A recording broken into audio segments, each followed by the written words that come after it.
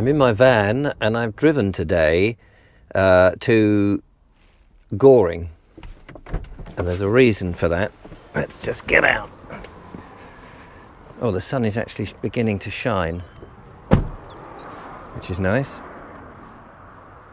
So lock the van, and I'm going to take a little stroll down to the seafront first of all, and then walk back in a bit of a circle on my daily vlog. This is an area where I live down on the south coast, which is where my dad lived for, I don't know, 30 years, something like that. Same sort of period that I've lived in my house. He died here, but not in his house. He was in a care home for the last 2 years of his life, which was a very sad affair because he suffered from dementia. He died from dementia. That's what they say. He died of dementia, but actually he starved himself to death because his brain could no longer function with the ability to drink or to eat. It's a gruesome way to go, and if ever you've witnessed that, you'll know it's just not very pleasant. Anyway, I'm going to cross over this road here up towards the beach huts, the other side of this tree where open fresh fish is for sale. And we'll go through this car park. I was going to park in this car park, but I overshot. I think it's free, I'm not sure. But anyway, I parked in the side street as you saw, and I am going to make my way up and to see what the beach is doing. And this was a particularly interesting area to my dad. He moved down here, well, as I say, probably 36 years ago. His house, funnily enough, on the deed since selling his house, I discovered, you'll see that there's a lot of houses and bungalows. It is a bit of a bungalow city down here, but his house was one of about 5 or 6 houses that were here before all of this lot was there, which was strange. I only really knew that after we'd sold the house. I don't know whether that would have made any difference to the price. His house, like mine, was in a bit of a sorrowful state, although he was always doing things to his house. I'm going to go past it just for my own personal interest, but I won't point it out because somebody else lives there now and I don't think it's right. But as a little piece in the video, I think it would be quite nice from my point of view. So I am going to be a bit selfish on that, you don't mind. So there's this green sward behind me. We'll have a look at that in a minute. I want to just go. So the tide is out on the beach, and that way, east, if I get my east and west correct, is where the pier is in Worthing. So for those people who have no idea of this area, this is the sort of geography of it all. And it's about 3 miles, really, and it's a lovely walk. You can walk along the seafront and come along the prom to the beach. So I've just walked up this little, it's almost like a slipway really, down onto the beach, and here it's quite deserted with the tide out, as you can probably see there. I'll sweep the camera around so you get a good idea. In the distance, I don't know whether you'll see that, is the wind farm. Dreadful thing, a blot on the horizon there. And then going that way, which is west, will take you down to Ferring, Littlehampton beyond that, and Southampton beyond all that, Portsmouth, Southampton. And although it looks bright there, back up this way there's a lot of dark clouds. I don't know if they're coming towards me or going away. I don't know if you'll make them out either. But anyway, my dad, he used to come down to the seafront every day pretty much, apart from in the really cold parts of winter, perhaps for 2 months. So for 10 months of the year, he would come down, almost come what may, and bathe in the water. So he knew the timetables, and he would come and just have a swim. Sometimes it was a longer swim, sometimes he would just go in the water, and that would be it. You know, it would just be in the water to get wet and then come back out. He thoroughly enjoyed the sea, he enjoyed swimming and all of that. So I think that's what helped give him his longevity, really. But then there did come a point when I remember him coming back from a time, and the tide had knocked him over. It wasn't a strong tide, and he was quite surprised at how weak he had become. I mean, he was in his early 80s at that point, just really before the dementia had really got hold of him. And he was going, I don't understand it. I'm weak. And I thought, at the time, you know, I was thinking, well, you are 80, Dad. He was 79, 80, somewhere around there. And he said, oh. And he got very frightened. And then he never went back in the sea again. And I guess that does happen, you know, you suddenly feel vulnerable and weak and susceptible to things. I think he would have found his actual demise and the situation he was in quite abhorrent. He would not have wished that way to go. And I'm sure that's the case with anyone with dementia, because it is so, in a way, belittling. It's not his fault, of course, but that was, he would have absolutely hated people looking after him and wiping his bum and all of that. He would have found that very demeaning. This is one of those shelters that we have in Worthing and on the prom here, which is very nice. I'll come back to give a better view. And all the time, you know, Dad would come up here. This would be his route up. I'll walk back that way. And we'd sometimes sit in there and just chat about life, the universe and everything, as father and sons do. I had a strange relationship with my dad. He didn't really believe in what I wanted to do. He wanted me to go into his firm. He made aerials for a living, not television aerials.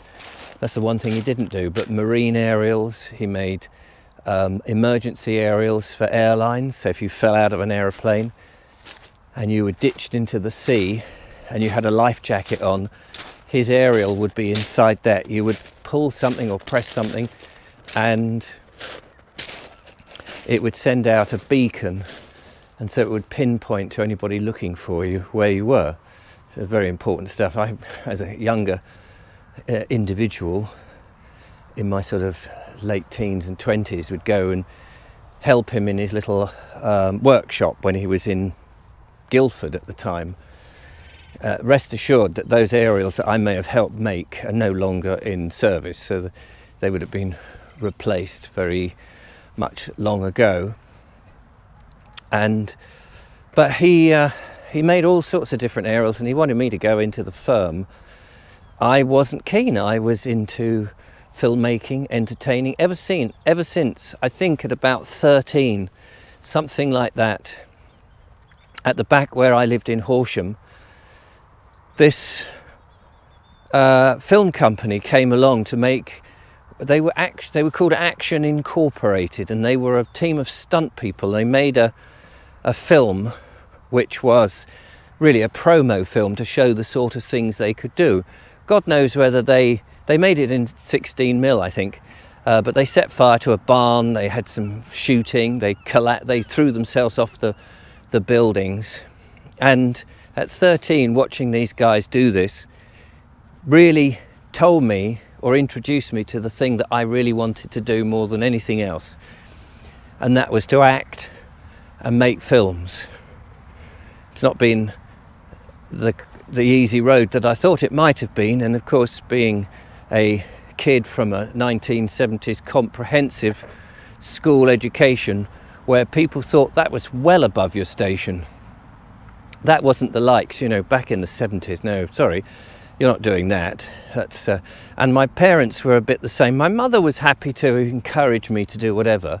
She'd had this dreadful experience as a child, as an orphan, in an orphanage, and that hadn't been good. So she was, pleased that anybody had any kind of aspirations, because I don't think she had any aspirations as a child. So that was, she was happy. But Dad was, no, he wanted, go into engineering, get your city and guild, go into get those important qualifications, good morning, and do all of that. He couldn't see that entertainment, acting, filmmaking, all those sort of things would have any potential, really, until, because I persevered with it. I was determined to follow my dream. I was reading books at 18, Think and Grow Rich by Napoleon Hill, Dale Carnegie's How to Win Friends and Influence People, You Are Not the Target, which was another one I seem to remember, and Bring Out the Magic in Your Mind by Al Quran, and all these various different self-help motivational books, because at the same time my mother had been an alcoholic and was telling me how awful I was a squit and would never be anything when she was drunk. And my dad was telling me to go into engineering, and everybody was pushing me in directions I didn't want to go, or telling me I was rubbish. And I had no or little self-esteem. But there was something driving me along. So I didn't go into Dad's firm, and I think he couldn't understand why, until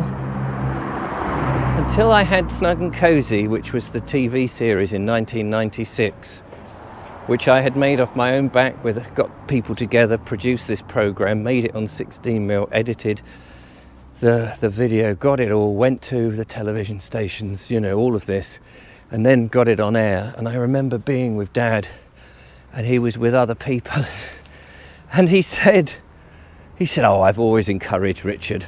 I always encouraged him. I was, he got the acting from me, because Dad did a bit of conjuring on the side. And I think that's probably true, that I got a little bit of the entertainment or the showman from him from there, and I'm not knocking that at all.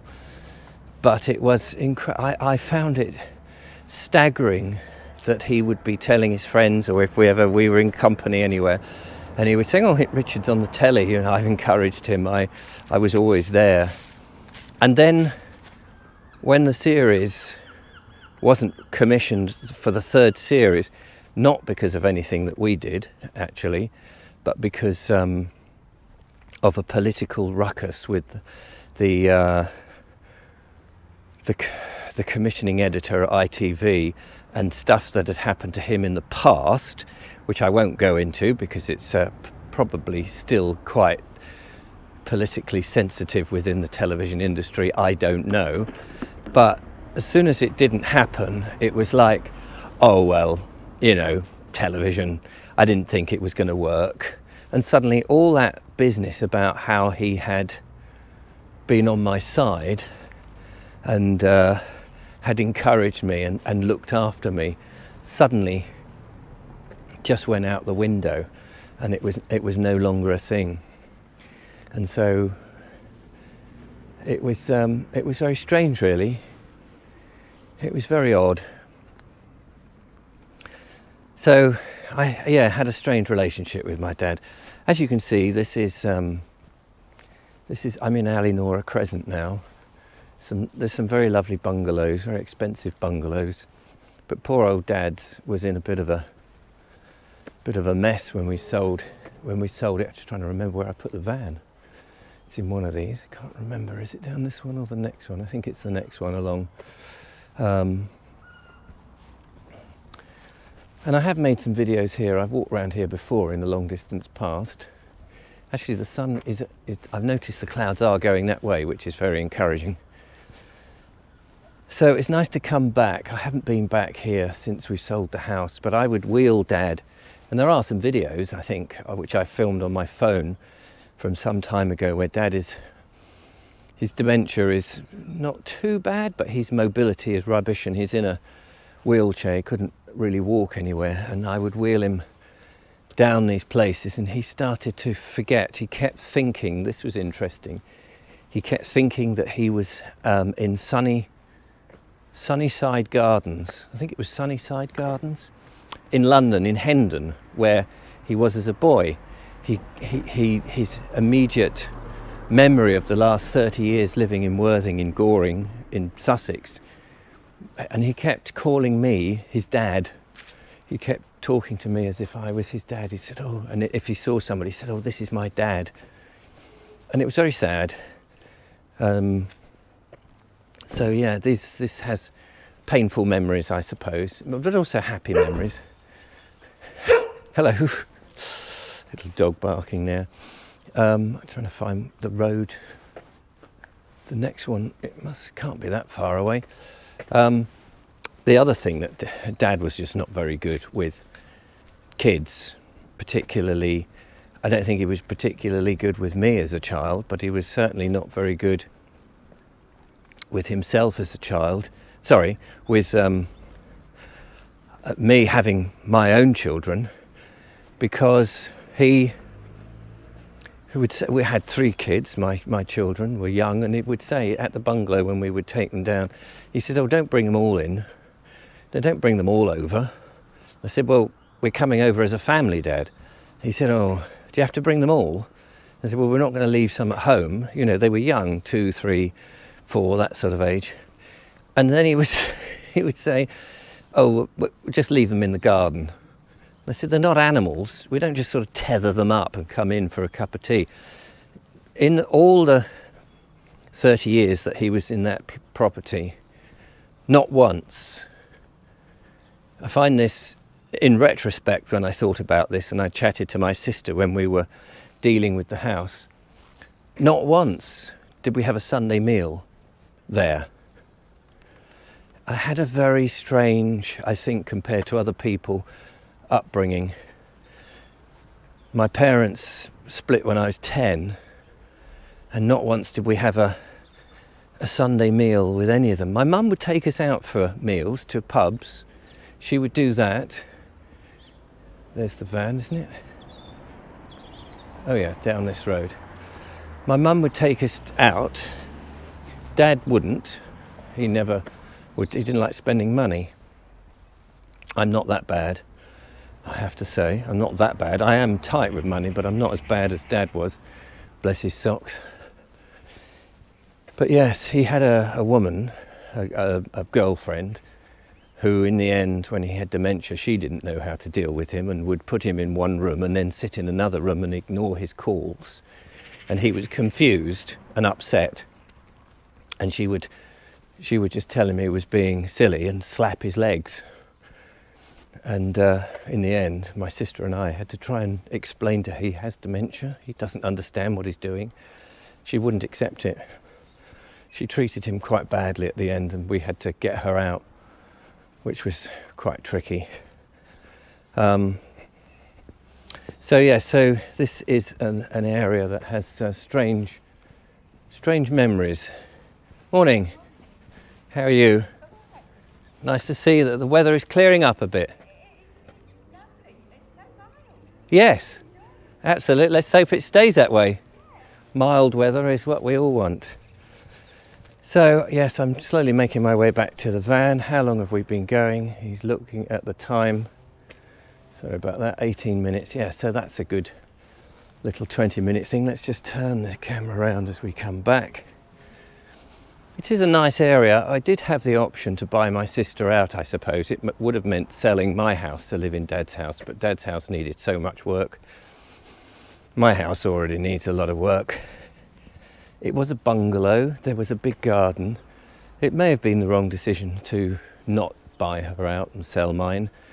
But that said, I do love my house, not necessarily its position, although it is in a good position near the railway, near the park, near the hospital, near the schools, near the town, and so on. So it's going to retain its value more because of where it is than what it is, I think. There's the van, as you can see. and but this is a very quiet area, very much a retired person's area, and it has too many of those associations that I want to move away from, I think.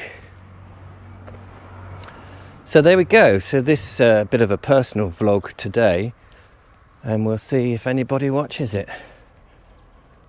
Right, I'm going to head back now because Julia and I have got a little project to work on for a completely different channel, which we'll tell you about later on if it works. But we're going to do an experiment. So thanks for watching, and I will leave you with a shot out the window of the house beyond.